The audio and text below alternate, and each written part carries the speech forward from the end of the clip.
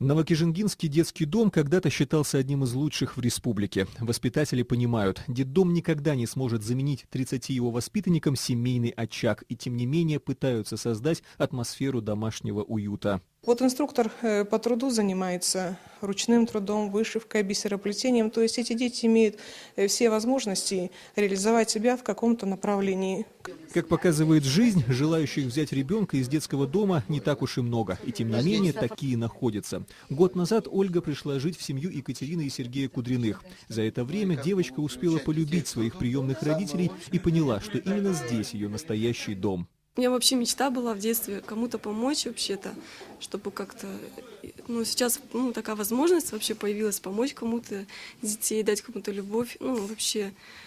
И вот решили мы взять. А вот семья Зарикто и Оксаны Шакировых взяла из детдома сразу 3 детей. О своем решении они ни разу не пожалели, да и трудности их не испугали. Жизнь многодетной семьи я знаю, помощь друг другу, вот вырастут они, помощь будут друг другу оказывать. И в этом, конечно, у меня была сильная поддержка с моей стороны, со стороны мужа.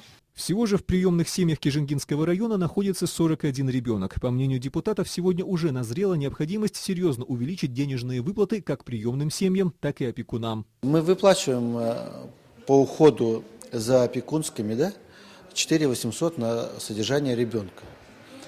Но ребенок маленький и ребенок взрослый, допустим, которому от года до 3, допустим, содержание ребенка, и уже 18 лет, Но, наверное, все-таки вопрос есть. И над этим надо, видимо, подумать. Но даже эти меры вряд ли смогут полностью решить проблему социального сиротства. В ходе круглого стола отмечалось, что сегодня институт семьи переживает кризис. Детей. Об этом свидетельствует и тот факт, что количество мам и пап, лишенных родительских прав, только растет. А значит, необходимо не только увеличивать число специалистов по опеке, но и создавать федеральные программы по сохранению семьи. Александр Масляков, Булат Бадмаев, Вести, Бурятия.